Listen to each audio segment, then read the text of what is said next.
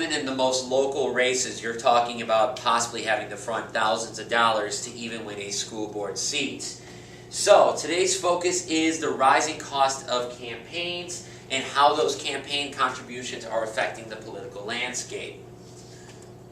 It's hard to believe that in 2012, Virginia had a Senate race, and if you look at the estimated cost of ads that were ran against the two major candidates, whether it was Republican George Allen or Democrat Tim Kaine, who ultimately won that election, it's staggering to see the outside spending. $19 million against George Allen, $28 million against Tim Kaine. That is all being spent to attack someone's credibility. Holy wowzers, Batman, exactly. Rising campaign costs, if you look at this, costs are going up in Senate and House races all across the country. $1 billion combined was spent in all 2012 Senate races in this country. Only a third of the U.S. Senate was up that year. We're talking like 34 seats. $1 billion. And again, the costs continue to go up. It's hard to believe that in 1986, the average cost of a House of Representatives race was $360K, a lot of money. Today, an average cost of running for the House of Representatives is $1.6 million, even higher in the Senate. And then if you look at the cost of the presidential races, this is staggering. 2008, Obama and McMahon spent $1.4 billion combined to win the presidency. I mean, nothing really even comes close to that. There are 5 things you need to know about the campaign costs affecting this country today. First thing, it requires candidates to spend extensive time fundraising.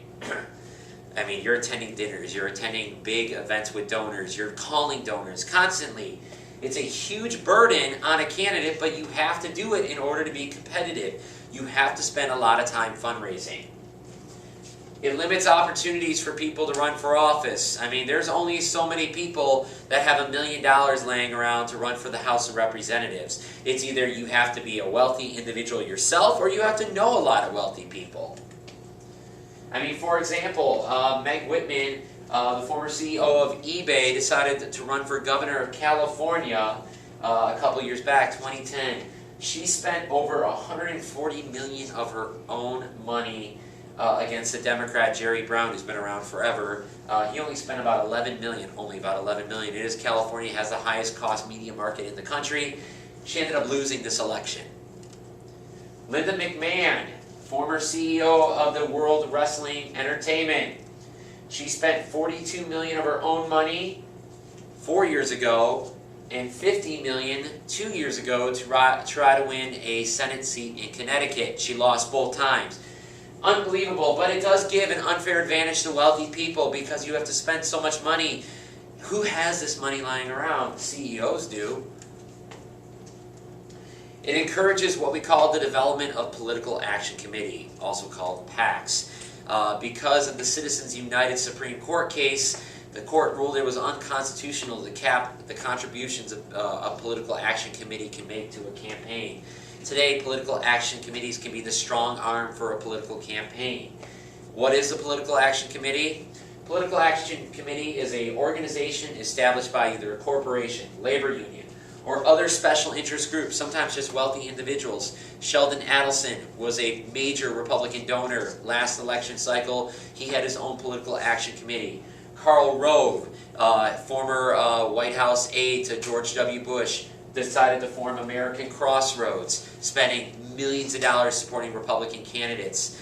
George Soros, he was a millionaire, a multi-millionaire. He helped give Obama millions of dollars running in his election. These are groups that are organized to support and give money to political candidates. And it also gives issue-oriented special interest groups increased power. Okay?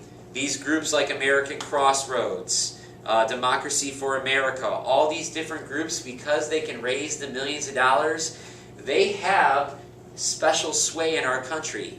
Candidates and politicians know they need this money for them, so many would say and think that they might cater to the interest of these groups. As a result, Congress has tried to remedy this, and do something what we call campaign finance reform. 2 things you need to know. Rising campaign costs have led to efforts to reform campaign finance laws. Basically, the members of Congress have tried to cap the amount individuals can donate to campaigns. There are many ways around this, especially when you have the formation of super PACs today. There is no limit to how much they can spend on a race. However, they can't be coordinated with the campaign, but they spend millions of dollars to blast people they do not support. Campaign finance reform limits the amount individuals can contribute to political candidates and campaigns.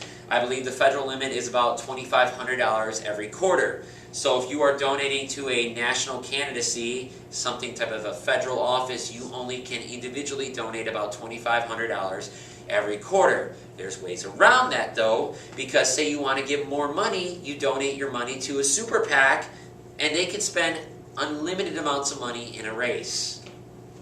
So what's important to remember about today? Running for office is expensive. It's unbelievable to think there are 435 House districts in this country. 163 of them had individuals raising at least $100,000 to run for office in 2010. That's crazy. If you look at the money that was spent last cycle in Senate races, for the Arizona Senate race in 2012, $25 million combined. It's just unbelievable. And of course, I could go into the 10 wealthiest members of Congress. You know, they go on and on and on. It's a mix between Democrats and Republicans. But again, you've got people in office like a congressman from Texas whose family's net worth is $294 million. I mean, and again, it's not just Republicans. I mean, John Kerry, before he became our Secretary of State, his family with the Heinz Ketchup family, the people who owns Heinz Stadium in Pittsburgh, are estimated to be worth about $193 million. I mean, this does not represent the common American. So the fact of the matter is, in order to run for office, you have to be either independently wealthy or know a lot of wealthy people. I hope this didn't discourage you about running for office or being involved in politics, but these are the facts. Running for office is expensive, and it has shaped the current system that we have today. Thank you so much.